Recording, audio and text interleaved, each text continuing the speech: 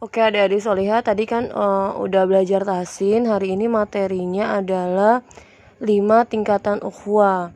Jadi sebelumnya buka surah Al-Hujurat ayat 10, baca dulu, terus artinya juga dibaca. Terus kalau udah nanti disalin tentang 5 tahapan tingkatan ukhuwah. Ukhuwah itu artinya adalah tali persaudaraan. Mungkin materi ini pernah disampaikan sama Bu Fitri, tapi ini anak ulang lagi karena ini materi dasar Liko atau materi dasar BBQ. Biasanya ini harus dijelaskan ketika kita ngisi BBQ karena ini penting banget buat mempererat tali persaudaraan kita. Makanya ketika di Likoan itu kita bisa dekat, salah satunya adalah bisa melewati 5 tingkatan ukhuwah. Nah, kita mulai ya dari bagian bawah dulu ya, nanti disalin. Kalau misalnya udah selesai Ana nyampein materinya, nanti boleh disalin. Di sini ada materi tentang yang pertama adalah ta'aruf. Mungkin kalau misalnya kita ngomongin ta'aruf pasti pada baper ya, karena ta'aruf itu biasanya kaitannya sama orang mau nikah. Tapi sejujurnya tidak hanya orang menikah saja yang berta'aruf, tapi sesama manusia, khususnya kita ahwat sama ahwat itu harus melakukan ta'aruf, khususnya di likoannya. Tujuannya apa? Biar kita semakin dekat. Arti dari ta'aruf sendiri adalah saling mengenal. Makanya orang sebelum nikah itu berta'aruf adalah tujuannya agar saling mengenal dulu.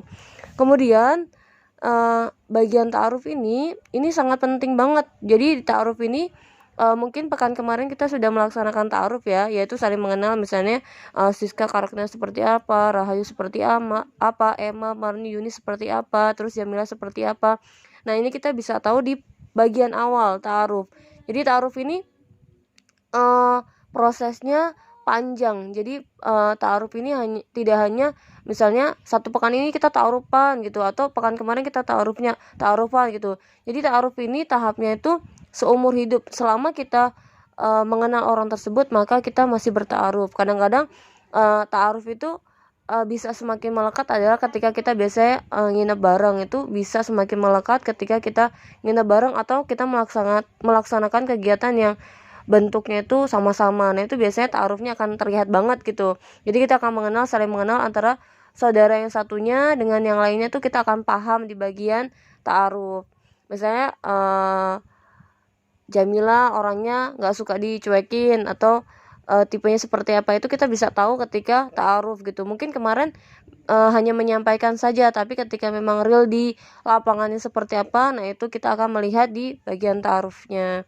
Terus poin yang kedua adalah tafahum. Tafahum itu artinya saling memahami. Nah, ketika kita sudah ta'arufnya sudah bagus, maka kita akan masuk ke tahap yang kedua, yaitu tafahum.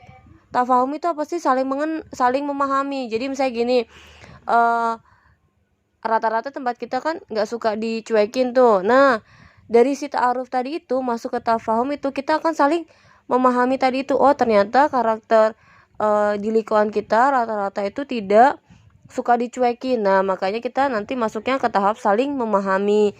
Saling memahami biasanya kaitannya sama misalnya dia nggak suka apa, terus kemudian dia sukanya apa, kemudian dia kalau misalnya ini ya, makanan, biasanya makanan, minuman, atau hal-hal lain yang sifatnya nanti kita akan saling memahami. Atau dia capek mbak, atau dia orangnya sukanya kalau misalnya di Aroyan sukanya diajak, nggak mau ngajak, misalnya kayak gitu. Nah, kita akan saling memahami. Ini masuk ke tahap yang kedua. Di tahap kedua ini menurut Ana itu berat ya. Jadi dimulai dari ta'aruf aja, kalau misalnya kita nggak syumul atau kita mengenalnya nggak utuh, maka nanti akan berdampak ke saling memahami. Makanya kalau di lingkungan ada yang gak deket, terus kemudian ada yang dia mengenal hanya sebatas teman, karena tadi itu si ta'arufnya dia belum syumul, belum menyeluruh. Jadi ta'arufnya cuma bilang nama kamu siapa, rumahnya di mana, tapi tidak mengenal karakter intinya dari si orang tersebut. Jadi makanya tidak bisa terbentuk yang poin kedua ini, tafahum atau saling memahami. Terus naik ke poin yang ketiga atau namanya ta'awun atau saling menolong. Nah, kalau misalnya ta'arufnya udah bagus, tafahumnya udah bagus, maka nanti yang akan tercipta adalah ta'awun tadi itu saling menolong. Misalnya Siska nggak punya duit, mau pinjam ke Emma atau Marni atau teman-teman yang lainnya.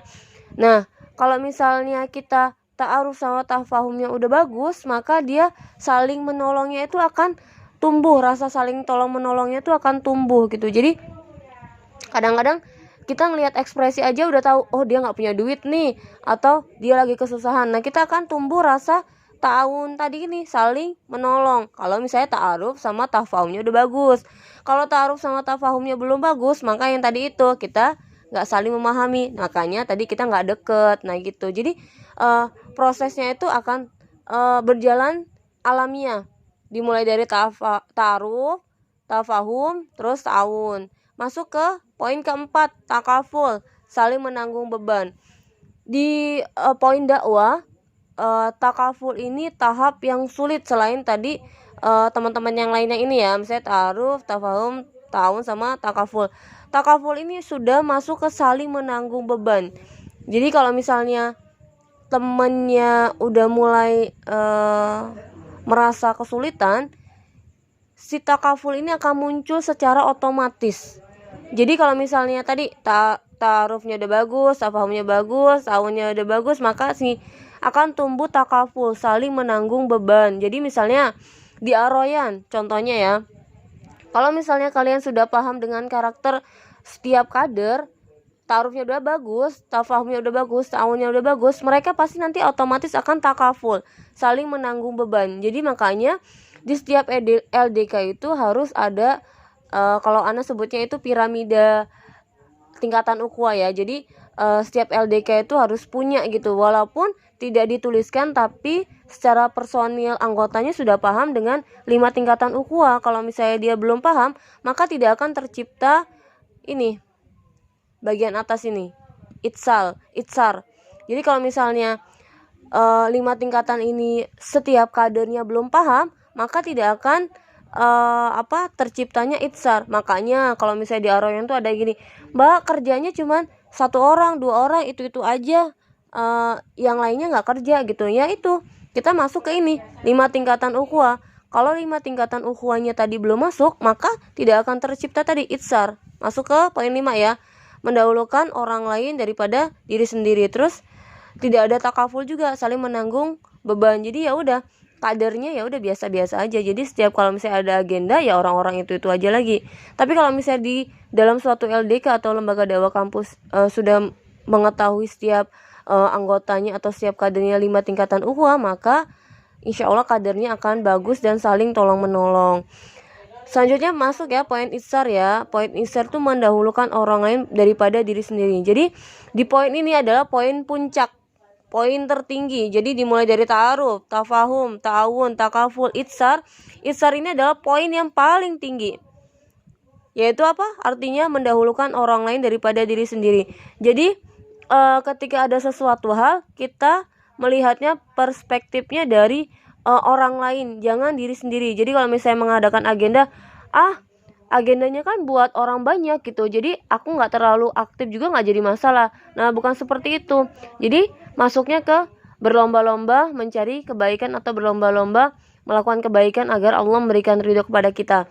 Jadi kalau misalnya tahap itsar ini udah bagus, insya Allah LDK-nya akan bagus. Nah poin intinya adalah dari materi ini adalah ketika semua kader sudah tahu 5 tingkatan ukhuwah, maka insya Allah kader itu akan bagus, baik secara ruhiyah atau jasadianya, insya Allah akan bagus. Dan keaktifannya di kampus, di LDK itu akan terlihat.